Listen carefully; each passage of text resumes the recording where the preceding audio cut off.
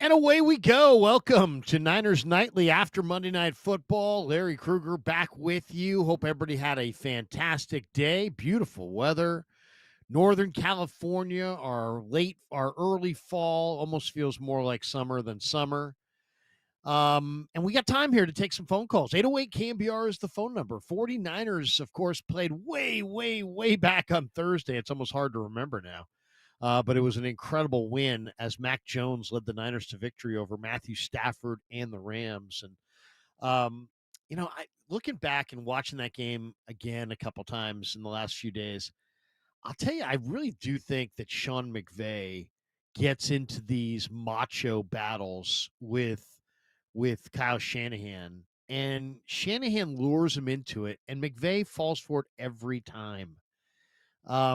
It becomes kind of like a mano thing, against each other. I mean, it's like that. It's like who's the tougher guy.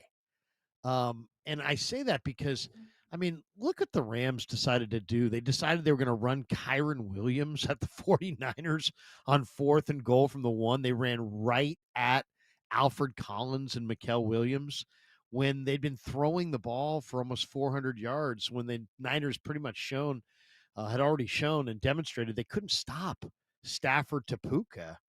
And I think Stafford to Puka might be the most automatic thing in football right now. But what did the Rams go for at the end? They tried to run the ball. And I was in the Niner locker room today, and some of the Niner defenders were a little surprised that the Rams chose to run the ball. But obviously everybody's very pleased with the way things shook out. So the 49ers are one of a very few number of teams that are sitting here at 4-1 as we get to the kind of the unofficial quarter pole of the NFL season. And I'd love to hear from you at 808 KNBR. A couple things on the Niners. One, how good are they? How good are they? Are they lucky to be 4-1, or are they just getting warmed up and they're 4-1 and they're really impressive because they've done it without, a good chunk of some of the NFL's most talented players? I mean, how do you see the 49ers at 4-1? Do you see them as kind of a glass half full type team, or like, hey, man, look at that. Look at this team. They're 4-1. They played a bunch of games on the road. They've really haven't they've won games with their backup quarterback, and they've won games without Kittle, without Ayuk, without Juwan Jennings, without Ricky Pearsall. I mean, they've won games without a lot of their best players. How do you feel about the Niners? And then I guess the other big question is, somebody asked me, do the 49ers have a quarterback controversy? And my first thought is no. They really don't have a quarterback controversy because there is no controversy.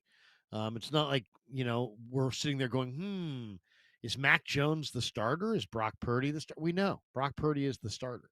Mac Jones himself has already kind of been on record as saying, hey, look, this is Brock's team. I'm the backup. I'm just here to try to win as many games as possible. And he says there's not a controversy. I think it's really an abundance of riches. I mean, it's not that different than when the 49ers had two great quarterbacks way back when with Montana and Young. Obviously, those guys were Hall of Famers. These guys aren't Hall of Famers. But you've got two quarterbacks that you feel comfortable that you can win games with. And that's kind of where they're at. I mean, and as far as somebody also asked me, was Purdy at practice today? I'm like, hell no, he wasn't at practice today. And it would have been really bad if he was at practice today. He is hurt. Okay. Hurt means hurt. Hurt means don't practice. It doesn't just mean, oh, well, he's not going to play in the games. It means don't play in practice. And a lot of times, you sit there and you're like, well, how's this going to go for the 49ers? I'm not really sure, right? The one thing I would like to see, and I don't know how you guys feel, but we'll take some of your calls here, 808 KNBR. How do you want to see Shanahan and Lynch play their hand of cards at quarterback? They put Adrian Martinez on the active roster. Mac Jones almost is guaranteed to start in Tampa on Sunday against Baker Mayfield and the Buccaneers. Brock did not practice today. I'd be shocked if he practices this week. I'd be shocked if he practices for the next couple weeks, to be completely honest. But how should they play their hand? Because they went and they said, you know what, Brock's got a bum toe. Here, Mac Jones, 2 weeks. And then as soon as Brock said, hey, you know what, I'm actually feeling good. I think I can play. They're like, all right, you're back in there. And he played one game against Jacksonville, lost, exacerbated the knee injury or the toe injury. And now it's like, yeah, he had a serious setback, and it's going to take him some time. So is this how this season's going to go? 2 weeks a week of Purdy, 2 weeks of Jones. Then what? One more week of Purdy, then what? 3 more weeks of Jones, and then.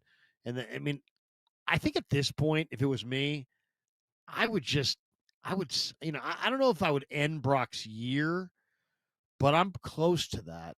I would give Mac Jones an extended run, like give him the next month. Not that it's like, he's better than Purdy. It's not about that. It's just about let's give Purdy's toe a chance to recover. My guess is Brock Purdy has about a month to 6 weeks of football in him if they can quiet that toe down. If they can't quiet it down, he might not have that much in him. So how do you want to play your hand as it pertains to Purdy? Do you want to just keep letting him make the call? I think that's dangerous, especially since you have him under contract for multiple years at good chunk of change. You may want to protect your investment and not let him make the call. You may want to make the call yourself. You may want to just dictate to him, hey, you know what? We know you're a competitor. We know you want to get in there. We know you would do anything to play. But we're going to protect you from you because we think you could put your toe in a bad situation for the year. And who knows? I mean, I don't know. I mean, I'm not the doom and gloom guy when it comes to injuries. Oh my God, he's going to have a setback and it's going to ruin his career, but it absolutely could. I mean, it's not unrealistic to think that he could have a huge setback with that toe, and it could affect future years beyond this year. I mean, look what happened to Patrick Willis. Patrick Willis was a Hall of Fame linebacker who had to retire because of toe pain, and it's debilitating. And it's one of those things where if you once you can't get off, once you can't move, really run and sprint out of a standstill, you're in a bad spot. And Willis never was the same player after the toe. And one of Purdy's greatest attributes is his ability to escape and to get away from rushers. He's got that 1.54 10-yard split. And now with this toe injury, he's being sapped of a lot of that escapability. So what do you do? I definitely don't. I'm riding with Mac Jones for at least a month. I don't want to see Brock Purdy practice for a month. And if they really think there's any chance of long-term damage there, then I think you gotta really ask yourself what's going to make this better. Is it time for him to consider his surgical options? And even no matter what that does to his season. So the Niners have some really really tough questions to answer, but they got a great find in Mac Jones, and Mac Jones is clearly a good fit for this 49er offense. And why not let him roll with it for another month? If you can keep him upright, if you can protect him, why not go with Mac Jones? He seems to be your best option at this point. He's coming off of, I mean, last Thursday was just an absolutely miraculous kind of a game. I mean, that was a phenomenal football game for Mac Jones. Just the toughness that he demonstrated, the resilience. The guy took 10 hits on the night from the Rams defense. At the end of the night, it looked like he could barely walk. And yet he made play after play after play after play, and he just really looked good doing it. And it just kind of makes you wonder, should the Niners really rush back to Brock Purdy at this point, or should they just roll with Mac Jones and see if he can play a month and see, because look at it this way: if you play Mac Jones for a month and he plays well, I mean, could this eventually become a quarterback controversy? Sure. Yeah, eventually, the old saying is you can't lose your job to injury, but we all know that's not really true. I mean, do you think Jimmy Garoppolo, did he lose his job to Brock Purdy because of injury? I mean, you could argue he did. Did Joe Montana lose his job to Steve Young because of injury? You could argue he did. So I know there's that saying, oh, you can't lose your job because of an injury. But the bottom line is somebody's going to play, and how that person plays is going to determine, the future starter at the position. And Jones is playing really, really well. And he looks really natural. He looks really, really natural in this offense. He looks like a guy who, feels very comfortable in this offense. So, do the Niners have a quarterback controversy? It's funny. Adam Schefter says they reprogrammed Mac Jones, but then he goes on to say it's absolutely Purdy's job. I don't know that they reprogrammed Mac Jones. I just think that Mac Jones in this offense, with Kyle Shanahan calling the plays, with even backup weapons with the Niners, are probably better than what he had at times in New England and last year as a backup in Jacksonville. And I think that I don't know that he's been reprogrammed. I just think that he's in an offense now where he's got some help. He's got some help. And we don't know exactly how things went when, in the 21 draft and how Shanahan felt about Mac Jones. We know what was being rumored. We know it was rumored that he liked Mac Jones. And then, of course, he ultimately drafted Trey Lance. So that's who he actually really liked. But, there is a dynamic at play here that is pretty interesting if Kyle Shanahan really did have an affinity for Mac Jones, because now he's calling plays and making Mac Jones look really, really good. So, 808 KNBR, where are you on the 49ers after 5 games? Somebody asked me today, where do the Niners sit with the other 4-1 football teams? And, are they as good as Buffalo? I'd probably say no. I'd probably put them behind Buffalo. Who else is 4-1? Are they as good as the Colts? We're going to find out, right? I mean, it's amazing to me. One of the biggest amazing turnarounds in the first 5 weeks of the season is Daniel Jones. I mean, we can talk about Mac Jones, and he's an incredible turnaround, but how about Daniel Jones? He was an absolute turnover monster in New York. He goes to Indianapolis, and they're scoring points by the bushel. They're 4-1. They've got a plus 74 point differential. That's the best in football. How about that? Daniel Jones and the Indianapolis Colts have the best record. They're undefeated at home, 3-0. They're 4-1 overall, tied for the best record with some other teams. But they have the best point differential at plus 74. And they just destroyed the Raiders in Indy over the weekend. So, I mean, are the Niners as good as the Colts? I don't know. I mean, right now, the Colts look really, really good. Are the Niners as good as the Jaguars? You can't say yes because they just lost to the Jaguars at Levi's last week. Are the Niners as good as the Eagles? I would probably say no. Are the Niners as good as the Lions? I would probably say no. Are the Niners as good as Tampa? We're going to find out. We're going to find out on Sunday. But those are the 4-1 football teams: 49ers, Tampa Bay, Detroit, Philadelphia. All basically the playoff teams the last few years in the NFC are all sitting there 4-1. In the AFC, it's Buffalo's at 4-1, Pittsburgh's 3-1. Colts and Jaguars are both 4-1, and the Chargers are now leading the AFC West at 3-3. Man, Kansas City falls to 2-3 with the loss tonight too. That's a bad loss for Kansas City. But man, Jacksonville is good. Jacksonville's got some talent, and their defense is legit. I picked up their defense in fantasy this week, and Devin Lloyd, showed today that last week was no accident. He is a tremendous player. He was a first-round draft choice out of Utah, and he is a tremendous player.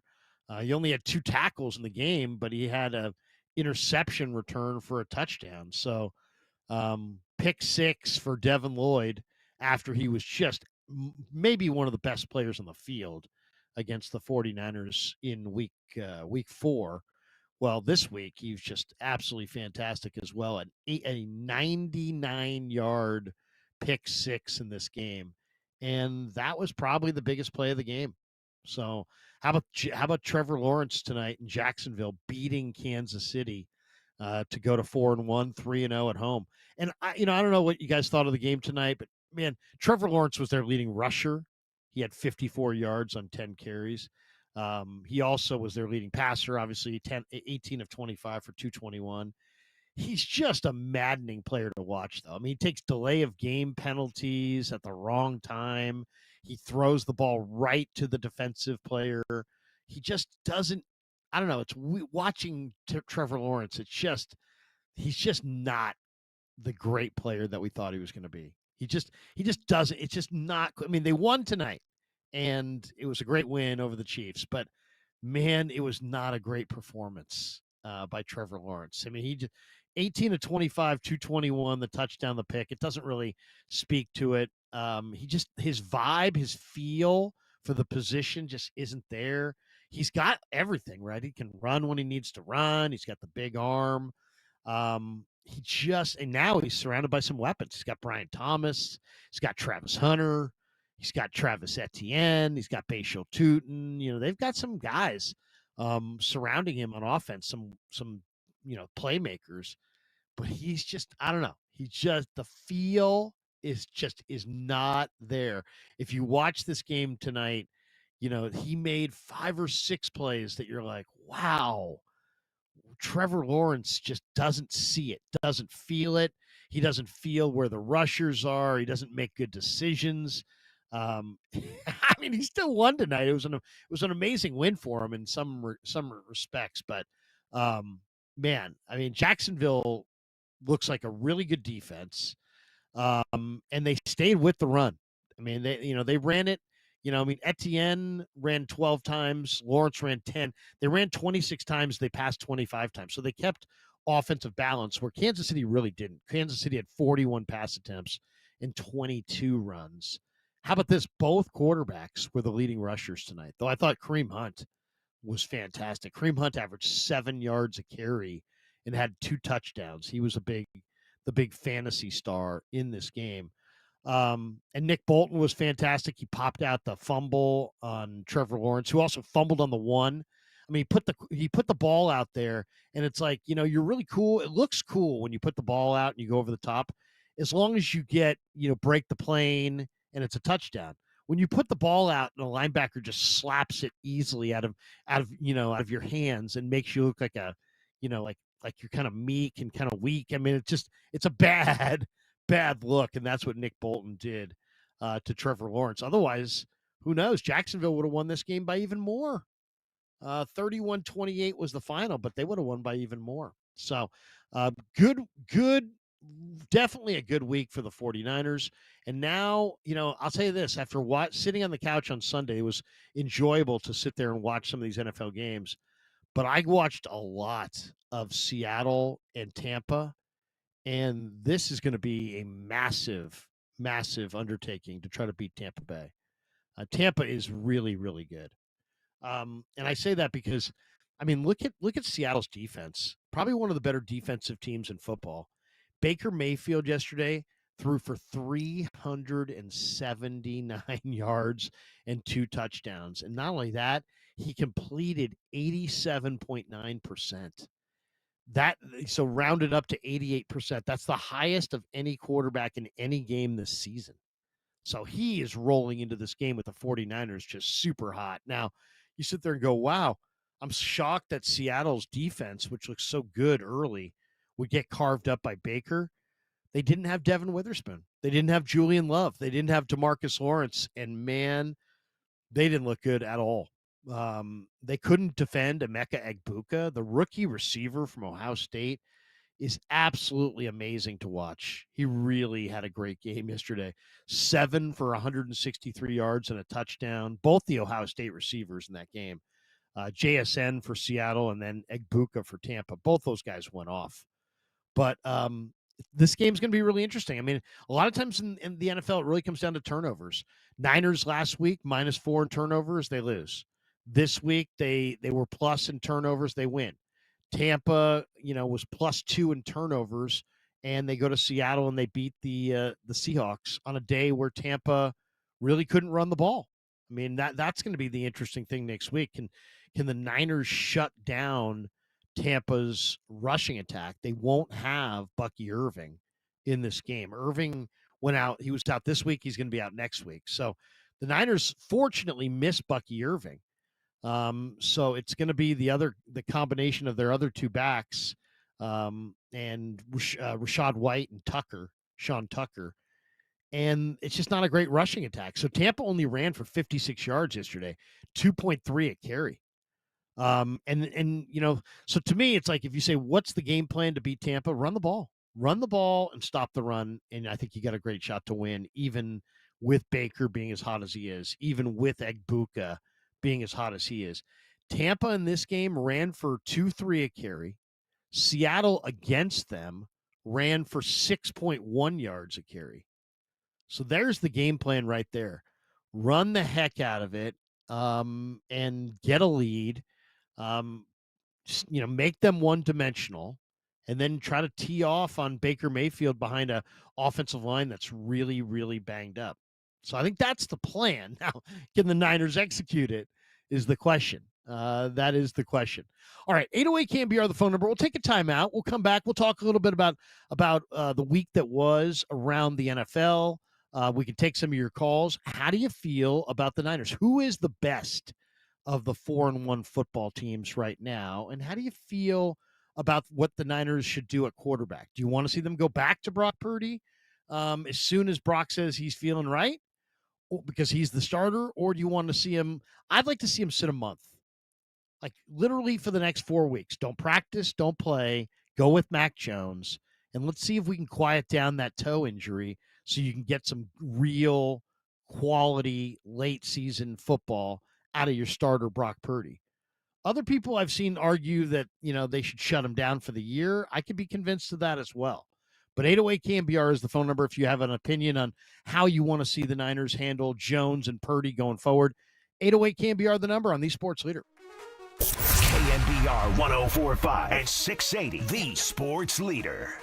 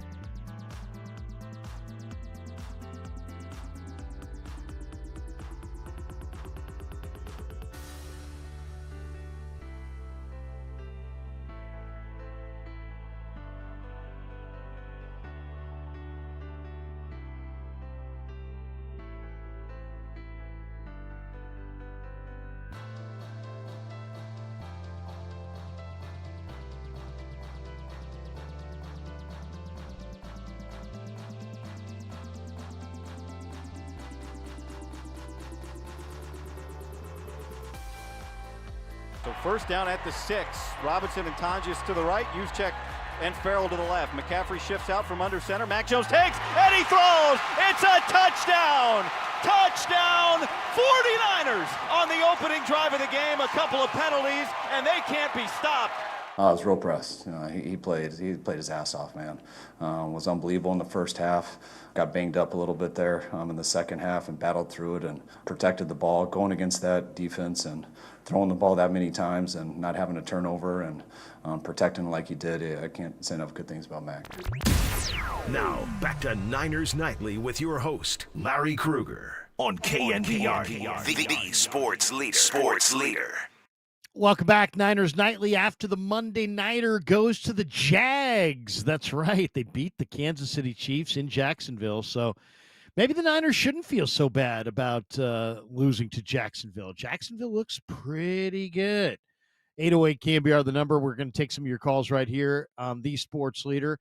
How do you feel about the Niners 5 weeks in? How do you want to see them play their hand of cards at quarterback as it pertains to Jones and Purdy? And let's go to Dre, who's in Lemoore, and he's with us on the UMA guest line. Hey, Dre. Hey, thanks for taking my call, Larry. You know, No problem. I'm living in Mesa, Arizona now, so I can't really watch my Niners like I want when I'm at work. But I do watch you on YouTube all the time, and I appreciate your show and you, D. Bruce, and everybody that's on there. Appreciate you, man. Yeah, we're loving it. You're welcome. I'm glad I have that go-to there to get my Niner fix. Get your Niner out-of-town Niner fix. Yes, sir. I missed the game tonight. I was on the road driving back to Mesa. I had some weddings to go to in the Lemoore Hanford area, and sounded like a heck of a game. I also listened to the Blue Devils win the Phillies. I wasn't too happy about that, but yeah, that was, I agree with you what you're saying on Trevor Lawrence because Kevin Harlan and Kurt Warner. and they were just saying, hey, man, why is he doing that? Why is he doing that? You know, the guy's got great talent. He's in between the years, he's not that great. And as far as His feel just isn't there. He just doesn't have great feel for the position, and you can kind of tell. I mean, we saw it last week, and we saw it again tonight. There's certain plays where you cannot take a delay of game. You cannot take a delay of game when you're trying to score late in the game and you're on the 5-yard line. You know what I mean? You can't, take yourself off the goal line because you couldn't get the play going in time. And I don't know if it's all on Trevor. It could be on Liam Cohn. It could be on whoever's on their headsets. But the quarterback generally takes the responsibility for getting the plays called on time. And they weren't getting called on time last week or tonight. Yeah, it kind of reminds me when Harbaugh was coaching. You know, a lot of delayed games then.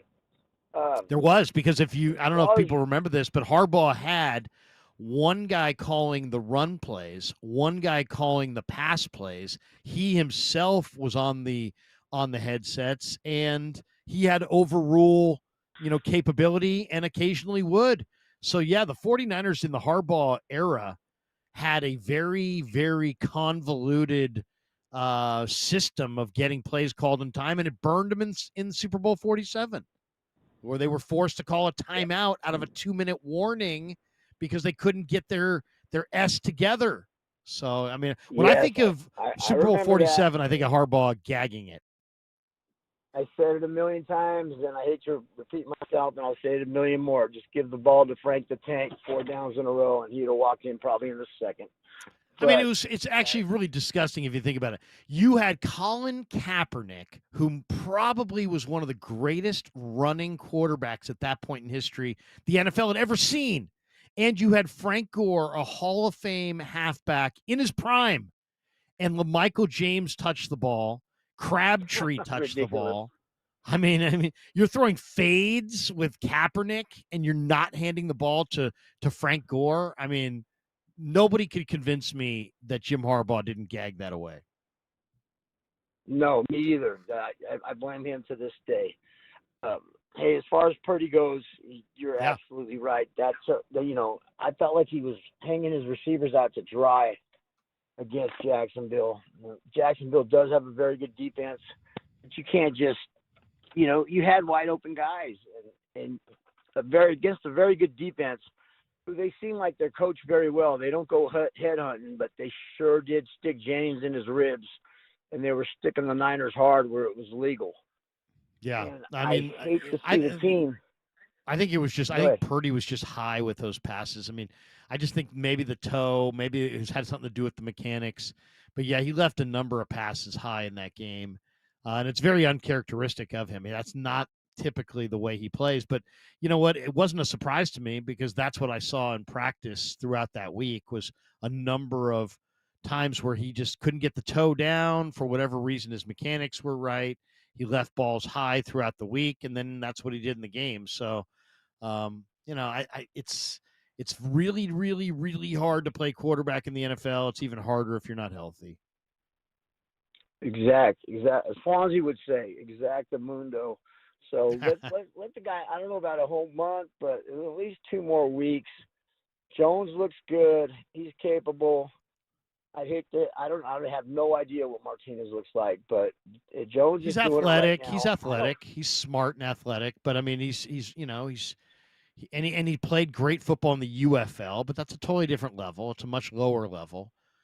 So yeah, I don't think they're in any rush to get Adrian Martinez some game time action, but I just think, instead of saying, "Hey, Brock, how you feel?" How about you just say to him, "Brock, how about this? How about 2-3 weeks? Let's get off of our toe. Let's not practice. Let's see if we can get this thing to heal up." because it sounds like he's headed down a surgery road, and that almost assuredly means the end of his season. So you really don't want to see that. I'd love to see. No. It'd be great if he could make the call, but guess what? He's always going to say, "I want to play." I want to be out there for my guys, and I think you got to protect him from himself. I think you're exactly right. That's the makeup of what he's got. He's all heart, but you got to protect the guy against himself. Hey, thanks for taking my call. I'm with you all the way. Sounds Hey, good, if I man. can say one last thing, Yeah. I am so happy. So happy the Niners got rid of Moody. That 59-yarder looked like could have went 70 the other day. I mean, I know. the Niners special teams outplayed the Rams special teams and won that No game. doubt. When you think about Eddie Pinheiro making a 59-yarder and how long the Niners went with Jake Moody with this guy on the couch, come on.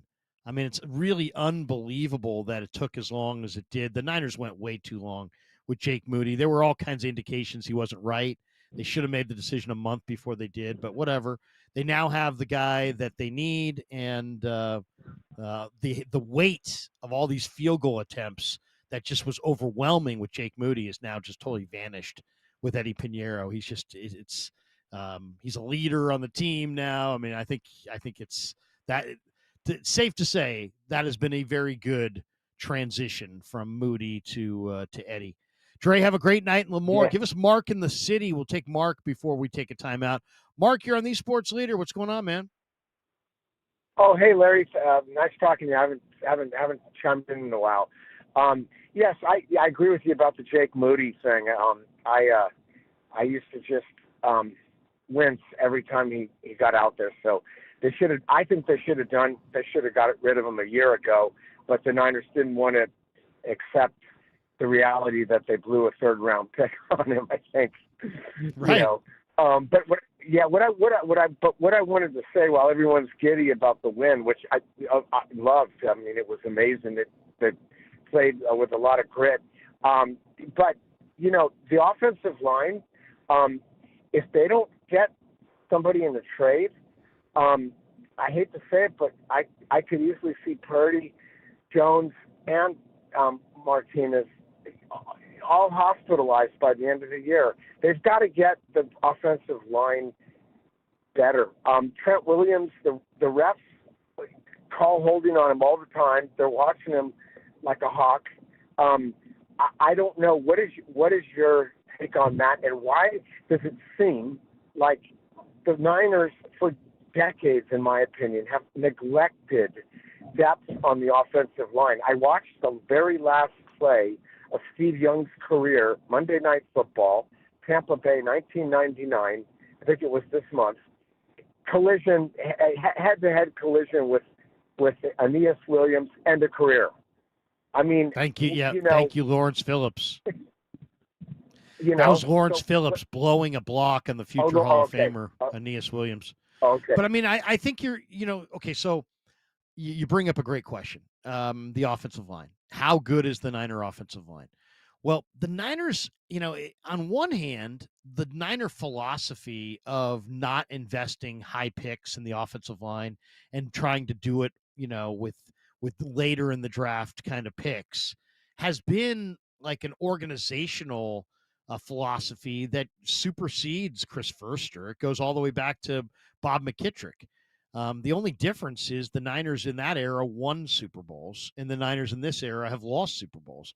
If the Niners in this era had won the Super Bowls that they've been in, then Chris Foerster would be hailed as the modern day Bob McKittrick, and everybody would be loving him. But what some may forget is that even the Niners back then, who had McKittrick, didn't invest high picks in offensive linemen often, they still used a number one pick on Harris Barton, their starting tackle. And they used a first-round draft choice on Bubba Paris, their starting tackle. And that's really the only place that you can go and find starting offensive tackles. They reside like strictly in the first round. And even within that, they reside strictly in the top half of the first round. So, I think the 49ers are going to try to probably make a trade here in the next couple of weeks and add a pass rusher of some kind to their defensive front. but I'm pretty convinced that they will not be trading their 2026 first round pick because I think it's earmarked for an offensive tackle. I think they need to invest their 2026 next year's first in a tackle. Trent Williams is at the very end. McKivitz is a solid player, but their third tackle is Austin Pleasance, and I don't think he's can stand up. And I think they're going to be in a real world of hurt if Williams or McKivitz goes down. Knock on wood that they don't. So I don't know. Well, The answer is there is nothing, literally nothing that you can do. Like if you run out of offensive linemen in season, you run out of a kicker in season, you just went and got a better kicker. If you run out of Nick Bosa in season, you could trade for Trey Hendrickson. But there is no such thing as trade for a great offensive lineman in season. I mean, if it's happened once in the last 20 or 30 years, I'd be even shocked by that. They just you have to invest your first round pick in it. They will next April, but that doesn't help them between now and April, does it? Yeah, They're no. gonna go with what they got. You think about Steve Young. If he had the line, granted he was more reckless guy than Montana on with running and scrambling. But if he had the lines, some of the lines that McKendrick I think had with when Montana was playing, Young would have. I think he would have won possibly 2 more Super Bowls. I really do. Yeah, I agree. Steve Young was playing the best football of his career from 1994 through the moment he hung it up. That's when he was playing the best ball of his career because he knew everything. He had all that knowledge, and he still had the athleticism. Steve Young. Anybody who knows the Steve Young story knows that Steve Young really didn't fulfill his potential that people saw in him at BYU until he was 31. His 20s were, he made a lot of money, but he didn't do a lot of winning and play very good football. But with the Niners in his 30s, he played amazing football. And he was the best player in football in 92, 93, 94 in that window. And he probably, if he had a better line, if they had protected him a little bit better, who knows? Maybe he could have won one more. But I definitely agree with you that, you got to look for that quarterback. Once you have the quarterback, you got to build that fortress around the quarterback. And I see Brock Purdy. I see a very similar player to Jalen Hurts, but the Eagles have done an amazing job protecting Jalen Hurts and building around him. This year, their offensive line has regressed, and they just lost to Denver over the weekend. So that's just the name of the game. You got to have a good offensive line. You got to have a quarterback, but then you got to protect that quarterback. Niners have a couple quarterbacks that can process. Now they got to build that fortress. They got to draft that offensive tackle in the first round, and they got to build a big time line. And if they do, they got a real shot at winning rings. If they don't, it's just going to be a parade of more injuries, and it's just not going to happen. So I think they know what they need. It's just a matter of can they do it. And they found Pooney in last year's draft. They found Colby in this year's draft. I know people going, Colby stinks. No, Colby doesn't stink. Colby's just hurt, and he's a rookie playing hurt. He's actually a pretty good player, and he's going to get a lot better once he gets healthy. Mark, we appreciate the call. And appreciate all you guys jumping in. All right, let's do this. Let's take a timeout. We're going to talk a little bit more. Tim Ryan stopped by this morning on the KNBR Morning Show. It was a great segment. We're going to let you hear some of that dialogue next on the Sports Leader.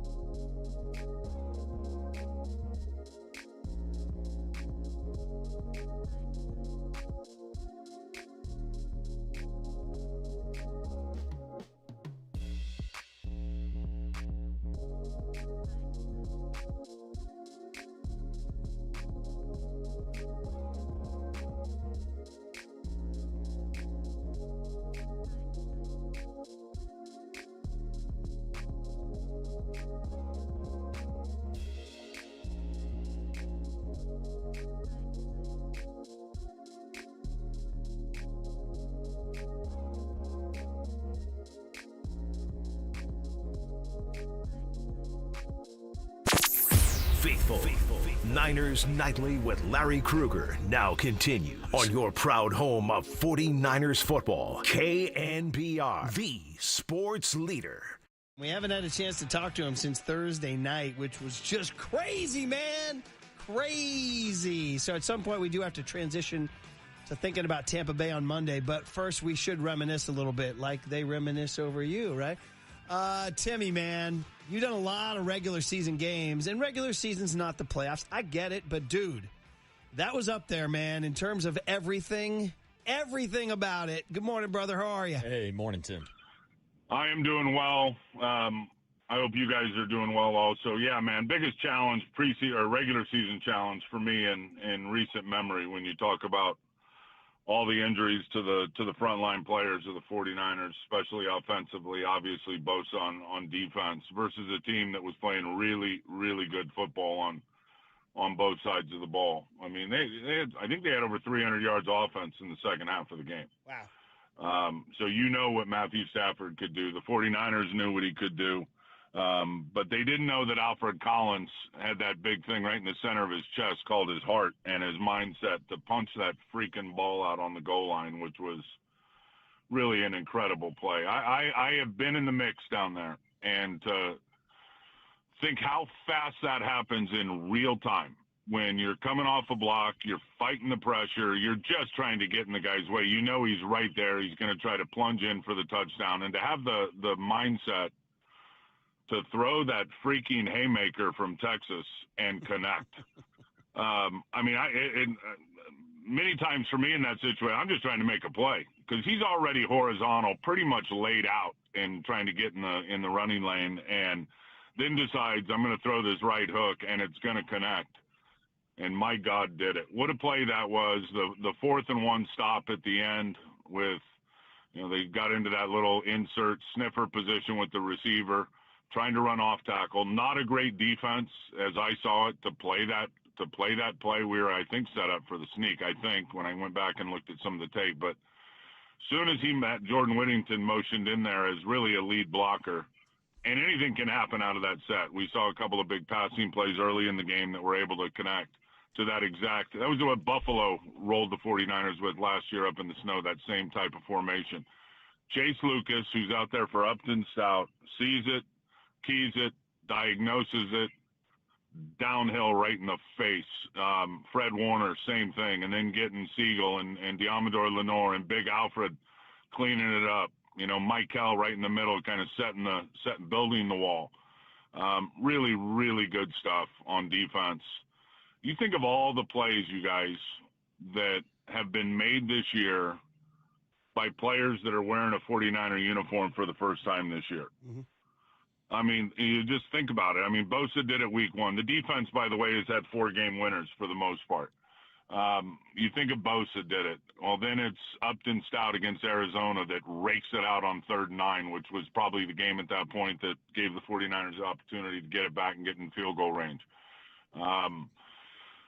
Bryce Huff, the play at New Orleans, first year in a 49er uniform. And then the other night with Alfred and Chase was here on the practice squad, but was never active really in real games. It's so happy for those guys. They deserved it. I love reminiscing about it. I'd also like to reminisce about the monster cutthroat trout I caught this weekend up at Pyramid Lake. Let's go. Yeah, size? Bro. What do we got?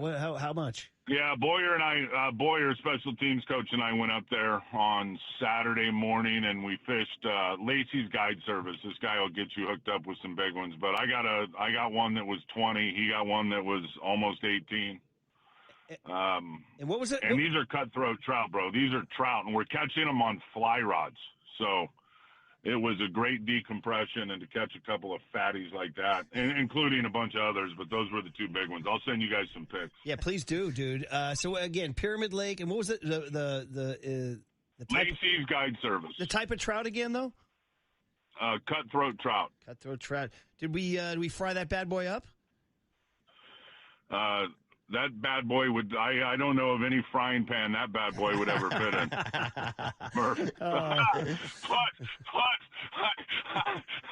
Little too old for me, man. Little too old for me. The Lahontan I'm not going to say I like him young, but that one was a little too old for me. Right, I think I wouldn't eat that. Well, what a great experience, man. Beautiful weather, too, I bet, huh? Yeah, it worked out. It worked out perfect. And it was great to decompress and get up there. And I'll tell you what, man, when you look at what happened yesterday with the interception off the helmet in that great shootout game up in Seattle, and Levante David picked it off. They were able to get the game kick, game-winning kick. And then the way Arizona lost that game. So 49ers are cooking with gas, man, in the division. And to be at 4-1, when you really start considering, when do we want to play our best ball? When do teams look around the NFL and say, man, it's time to make a move and it's time to play your best? It's in November and December. And if somehow, some way, and the football gods have been with the 49ers and they have earned everything they've gotten, but just to keep going and start to get guys healthy and get guys back, and then start looking at home games in the back half of the season when the 49ers typically do play their best football if they're not beat to hell like last year. A lot of opportunities ahead of this young football team. Tim Ryan is voice here this morning on the Uma Guest Line. And Tim, you might have caught a couple big fish this weekend, but it looks like John Lynch caught a couple big studs in the draft. There was a funny post-game comment from Fred Warner saying that John Lynch would be on the flight laughing about the first-round talent and everybody he got in that draft. So let's circle back to Michael Williams, who I think really started that fourth down play with his explosiveness off the line. You mentioned AC, what he did on that punch-out fumble as well. My bigger picture question would be is, do the 49ers have enough depth on this defensive line with the youth they currently have? Well, that's a great question, and only time will tell, especially with, I don't know how long Etor is going to be out, if any. CJ West is, what he's doing out there. I don't know, man. I don't know if they've got enough depth. I know that they're playing well. Michael's going to get better and better and better. You could say the same for Alfred, who is just an absolute monster. You know, that guy wears a size 18 shoe, by the way. He is so big. Everything about him is big and long, and in the middle of that line, that's always an asset. So we'll see. You know, now Kalia Davis is hurt, and we'll see what happens with that. So you never know what's going to happen come trade deadline. Remember a few years ago, went out and got Randy Gregory. Remember? And then it was, well, let's go get Chase Young. Went and got him, and that team went to the Super Bowl. So I think the beauty, and I don't have any idea what's going to happen personnel, and if they're going to go pick up guys, or if they're going to get a guy, or they're going to trade for. I have no idea if that's going to happen. But I know being 4-1 is going to keep everybody, I would think, more interested in the cost-benefit analysis of going and getting somebody to help this team get over the hump as a pass rusher. Because the pass rush does have to be better.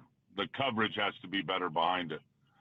And I promise you that is going to be under a heavy test come Sunday at Tampa with what Baker Mayfield's doing. No question. It's going to be the controlling story of October. What does John Lynch do about the pass rush and how much they're playing for, especially if they get a win at Tampa. You're listening to KNBR AM and KNBR FM, San Francisco, the sports leader, a Cumulus media station. Tim Ryan, every Monday at 7:50 from now to the end of the season.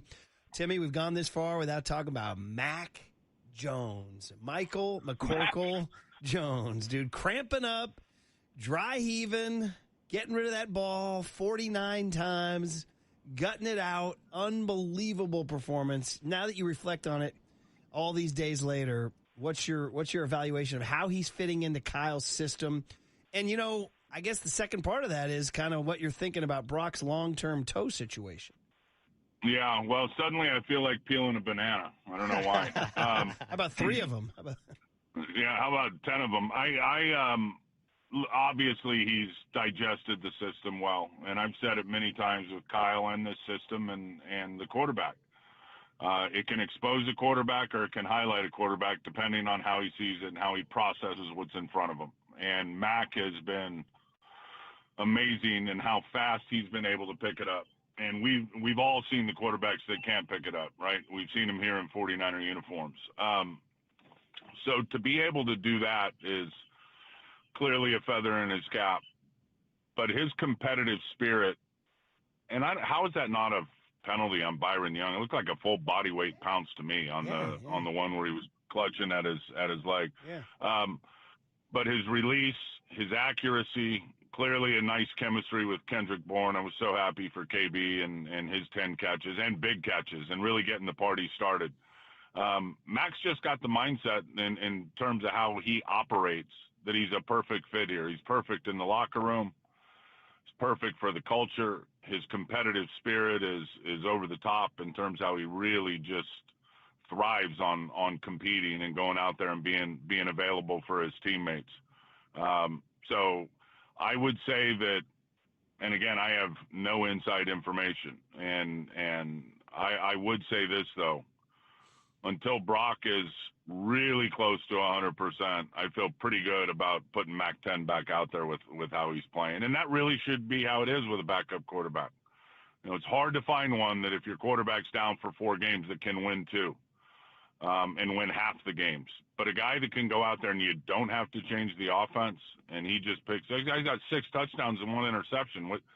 With that pass rush the other night, and look, those guys led the league in sacks going into that game. The 49ers up front handled them in the first half. The second half was a different story. That Jared Verse is an absolute monster. And Kobe Turner and those guys, Byron Young, and they were getting after it in the second half and just seemed like repeatedly tattooing Mac Jones, and he's still back there hanging onto the rock and delivering strikes and throwing ropes. So until Brock is, you know, really close to 100 and he feels great about it, and all the, you know, the medical tests say that toe's healed up, and I'm sure they felt good about it the other week when he went in, but clearly it wasn't ready. So until they're sure and he's sure that he's ready, Mac 10 to the rescue, full life, let's roll. Tim, one of the most impressive things about Mac Jones' 3-0 record this year with the 49ers, outside of the injuries, is the fact that they've won all 3 of these games without being able to rush for more than 80 yards in any of these victories. Now, we've talked about the run game throughout the entire season, but it still stands out to me that the 49ers dominated the ball in time of possession for 40 minutes on Thursday night against the Rams. We saw them moving the chains with Kendrick Bourne and Chris McCaffrey. Is there almost a feeling that this short passing game with Chris McCaffrey has almost replaced the run in Kyle Shanahan's system?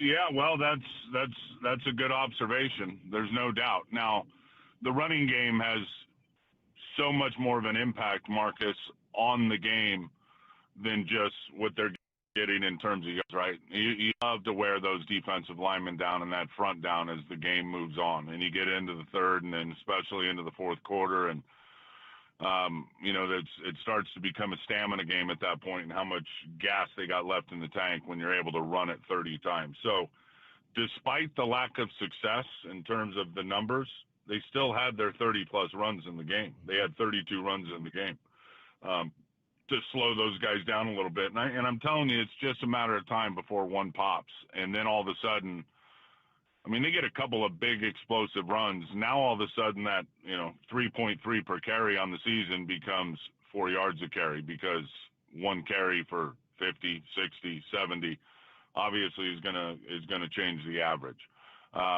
So that time is coming. Takes this O-line a little bit of time. They do got to block better. Teams are clearly slamming the front and doing different things with stunts and movements and that have given the 49ers some troubles. At times the backs haven't always seen it perfectly. It's been dirty in there. With Mac being kind of nicked up the other night, you saw that anytime they would run away, that opposite defensive end, whether it be Verse or Byron Young, were just flying down the line of scrimmage, not worried about the keeper game because of Mac's, challenges with his legs and his cramping or with whatever was going on. So the key is to be balanced, and I would think before it's all said and done that the running numbers will be better clearly better than what they're looking like right now. But when in doubt, get CMC on an angle route, get CMC on a swing route, get CMC however you can in the passing game. I loved the touchdown by him because of the way that they did the whole thing and really forcing by personnel the Rams to get out there in a goal line look and to put Troy Reeder on the field. And then Mac to check it, get to shotgun, spread them out, get CMC in the slot. I saw the matchup pre-snap like CMC right here. And it was easy. So he unlocks a lot of things, and that's a big part of it in terms of an extension of the run game. I never like, well, that's just a long run. When they throw them out to the perimeter. Well, that's just a long run. So it's really a run. The hell it is. He's got to throw it out there. It's a pass. So I don't really subscribe to that one. I understand the theme behind it, but at some point the run game's got to improve. Yeah, Timmy, and just kind of following up on that, we're talking to Tim Ryan on the Oomba Guest Sign. We'll do it every Monday at this time for the rest of the season. Following up on that, just the line in general. Kyle and John they defend their O-line constantly. Fans get very upset. Oh, McKivitz gets beat by Byron Young or, Connor Colby. Well, Byron Young beats a lot of people. Right. The guy had 5 sacks coming in. Exactly. I mean, give the other guys credit. They're professionals, and those Rams are damn good ones. McKivitz is having a hell of a year. I'll tell you that right now. Yeah, we saw that there's some metrics that grade him out very, very highly. So I'm just wondering your take on the whole line. Williams, Colby, Brendel, Pooney, McKivitz, and the way Kyle and John defend them versus the way some fans think it's what gets quarterbacks hurt or why they can't run the ball. And particularly Colby's in a tough spot. 7th rounder. Or is he a 7th rounder? And he's a kid, man. He's a young kid playing against full-grown men out there that are nasty, that are good at their craft. Mm-hmm. So, yes, he's gonna get beat sometimes. And we've seen that. There's also, the thing is that if a lineman gets beat one time, he's no good. There's 65 plays in a game. Go watch the other 64 and tell me what he did. Mm-hmm. Go watch the 30 runs and watch Connor Colby getting up to the second level. Yes, it's got to be better. No, it's not good enough. Trent Williams is still a really good player, really good player. We all know how old he is. And he'll continue to, he had a knee early in the year. Nobody talks about that, and that's okay. He don't care. Pooney, a knee earlier in the year that he did against the Raiders, and they're not excuses, but they are at times reasons why it doesn't look like it did, over the last several years in terms of the running success. So I'm with the coaches. I will. It is hard to develop offensive linemen in this league, and to go find them and get 5 working together, and they've been able to survive the left guarded injury at left guard with Barch. Barchy's close to getting back, so we'll see what happens there. But look, you gotta go with what got you here, and there is no really pulling the wagon without those horses up front. So I am not fretting about the 49ers offensive line like the rest of people seem to be doing, I guess. Cool, man. According to what you guys Yeah, well, that's what we hear. Just reading all the text. Hey, they're 4-1. It's bottom line. Hey, Kendrick Bourne, before we let you go, dude.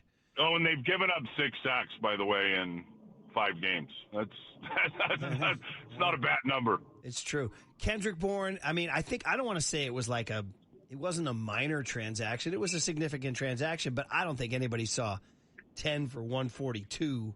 But is that the product of Mack and the Mack and Kendrick chemistry, Bourne and Jones? What this guy can do as a player? What we can expect from him going forward?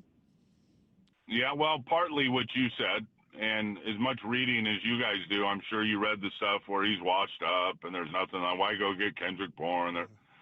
Well, he's Kendrick reborn. It's like he never left in terms of how he, his personality fits on the team, and everybody happy he's back. He had options. He could have gone other places and maybe for a little more money, and he decided to come back here.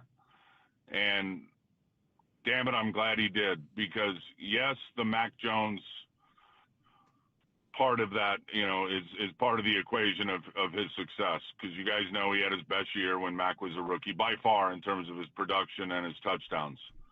But Kendrick is a really good football player. I remember when he got here from Eastern Washington as a free agent, I'll never forget. It was like, holy smokes, who is this guy? Just he's the Energizer Bunny. He does not stop. And now he's, since he's been out there, he's got the conditioning to go play after play after play. And those crossing routes and those strong hands, and I know he had some drops a couple of weeks ago, his ability to run after the catch. He's Kendrick Reborn. He's playing great. And when you start talking about getting guys back, we'll see what happens with Ricky. We'll see what happens with JJ. BA, hopefully sooner rather than later. All of a sudden, this wide receiver room is going to look pretty damn good for the quarterbacks. Yeah, man. And then leave it on this. The Tampa, I think I haven't looked at the full NFL slate, but it's going to be hard to find a better game than the 4-1 Niners at the 4-1 Bucks. Baker Mayfield, Todd Bowles. Just your first. Kyle has said no Kittle, which is unfortunate. We don't know about Ricky, like you said. We don't even know about Brock, for that matter. There's going to be a lot of, but I would expect Mac to go. I don't know. But just your early read on this game. The Bucs, quietly, I think they've won their division, 4 straight years. Nobody talks about them. Nobody talks about them. Yep. Well, Todd Bowles is a terrific coach. And I know he went out and hired a game management guy because I guess there was criticism, and probably rightly so. I don't know all the so-called time management or game management errors he may have had. I have no idea. I know he's a great football coach and a really good human being, and those guys play for him, and that's obvious. And they have been to, I think they've been to the playoffs 5 consecutive years, but division winners the last 4. And Baker Mayfield's rebirth is pretty amazing. How can you not like Baker Mayfield as a football player and the way that he plays the game? Remember last year when Bosa had that arm and couldn't get him down? In the win the 49ers had out there, he is tough as nails. He's never out of a game. In the way that he plays, has obviously got running skills. They've been able to survive injuries to the right side of their offensive line. They've lost their right guard, their right tackle, both on injured reserve. Finally got Wirfs back at left tackle. But the ball distribution is awesome. They won yesterday without Bucky Irving, who is a major problem as a running back. Rashad White's a very good receiver and player, and they love going to him in the screen game. Remember, it was a screen that he shook Talanoa Ufunga a few years ago than when Huff tore his ACL. The guy is shifty, and he's hard to get your hands on him. But at the end of the day, it's Baker. All right, that does it for Niners Nightly on a Monday. I'm back with you tomorrow at 6 o'clock for another edition of Niners Nightly. We're back at 6 o'clock on the radio for the rest of the week, except for Thursday night. We'll be with you after Thursday Night Football. But join us on Tuesday at 6 o'clock. Thanks to Raph. Thanks to all of you. Have a great night. We'll see you tomorrow at 6 on the Sports Leader.